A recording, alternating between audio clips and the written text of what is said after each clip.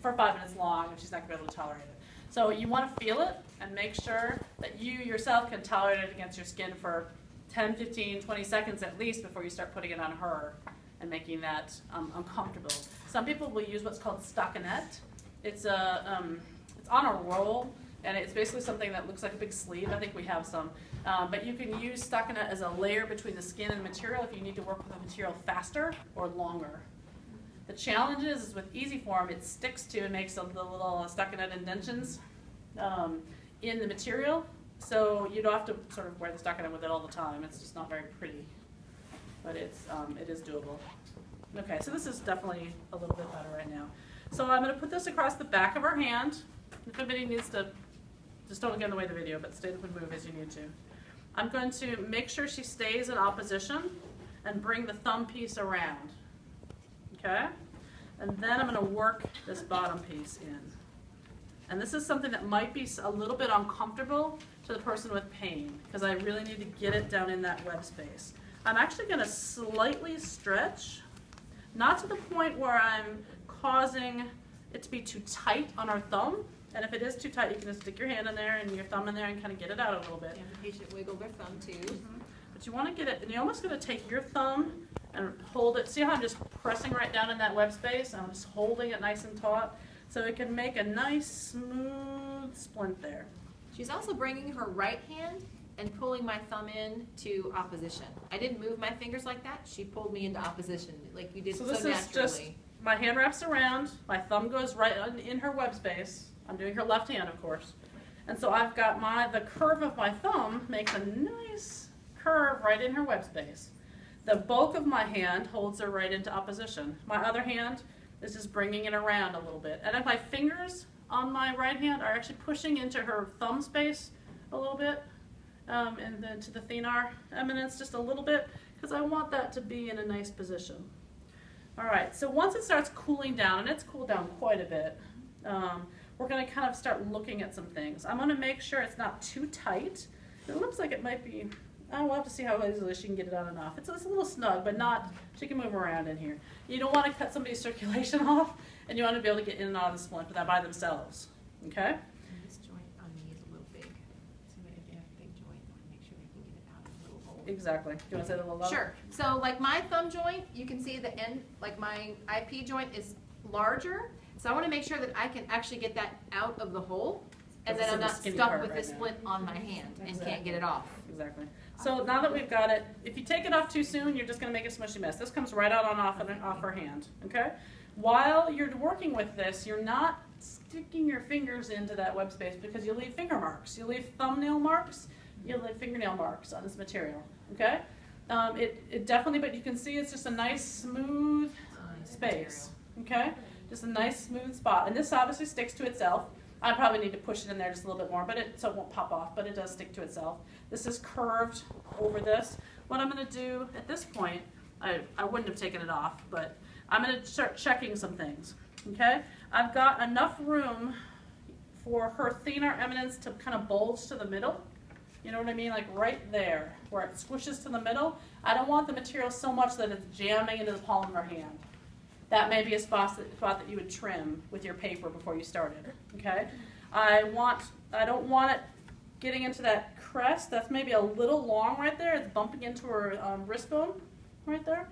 So I want to tuck that back just a little bit. I think the index and the other fingers are bending okay. I think they're okay. I think I've got just enough here. That's just enough to pop a piece of material, strapping material on there to keep it on. But I don't like this rubbing in right there. It's just a little tall. So I'm going to go ahead and slide that off, Miss Mayo. Okay. I'm going to do a little more right down here just to clean this up a little bit. We're really close. So what you would do, don't put the whole splint back in again, or you have to make the whole darn thing again, okay? Just put the edge that you need to trim in the water, okay? This is the point where if you have a delicate enough splint that you really worked hard on, you probably wouldn't get it anywhere near the water. You'd use that heat gun. If you just had one little spot you needed to deal with. For right now, we're doing such a simple splint that it's just big lines. We're going to go ahead and I'm just going to put the end of it in the water. And all I'm going to do is just chop it off with the scissors a little bit to make it just a little bit shorter on that wrist edge. Okay? So the keys that students have problems with in the past is getting it smooth across the web space. That's the number one problem that people have had. And so you saw how I just took my thumb, just real gently, eased it in there, and I worried more about the web space than I did about wrapping that thing around. Okay? So just get that web space nice and smooth, especially right across the back of our hand. It tends, if you'll point where it starts right there, is right here is where it starts to bow up. When it's on here, like this, and you can kind of see how the paper doesn't fully come around, we get a lot of splints that look like that. That you haven't, because the paper's not bending. That's a good example of what a splint will end up looking like if you don't really get in there and smooth it out. It'll be all bulky and bunchy, and there's a lot of space in there, and it doesn't look good, it doesn't fit right. It's already sticking to itself. Oops.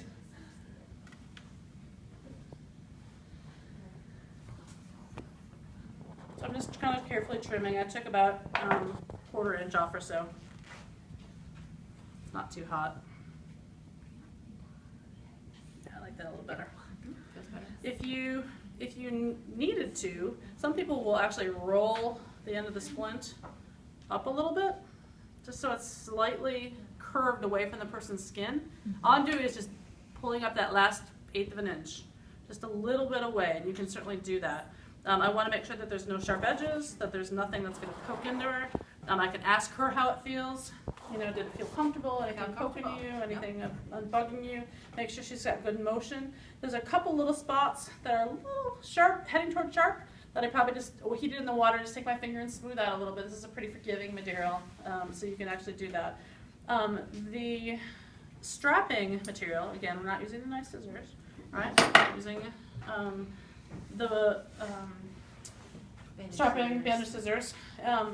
You're just like you make smooth edges on your splinty material, you're going to make smooth edges on your strapping material, okay? No square edges, make round edges. Because what happens if you make a square edge is it's much more likely to pick at something or get pulled up, and then the whole piece of Velcro starts pulling up over time. If you make a nice smooth round, it's much harder for somebody's sweater or something to pick at it, and it stays a whole lot better. If you have a material, like let's say you picked a splinty material that doesn't stick very well, because Velcro doesn't stick very well too, if you heat it up just a little bit with the heat gun and heat up your Velcro, get the glues both sort of warm on each side, it'll stick a little bit better. This one we don't have a problem with, but just in general. I usually put a small circle on the one side, on the pinky side, and a small circle on the thumb side, and just enough, again rounded, okay, rounded edges, just enough to go between the two. It doesn't have to really pull it tight unless the person needs it to. Hopefully you've made it sort of fit well enough that you don't have to do a lot of pulling and pushing. It's just enough to keep it on their hand. This particular student did round the edges a little bit, and that's perfectly okay. You're welcome to. You can round them at the top if you like. What I ended up doing at the thumb was, because it's smooth enough right here, I didn't really need to roll the edges, and she can make a pinch without it digging in too much. But if you can't, if you made your split just a little bit big, rolling it away just slightly will help a lot. Okay? What other questions do you guys have at this particular second? I've known that there'll be a lot as we go, but that's okay. So figure out your paper pattern first to the best of your ability. Trim and cut it before you start on the material. The material is in the small lab. I'm going to take, someone can use this piece, and we've got 2 of the little cutters, okay?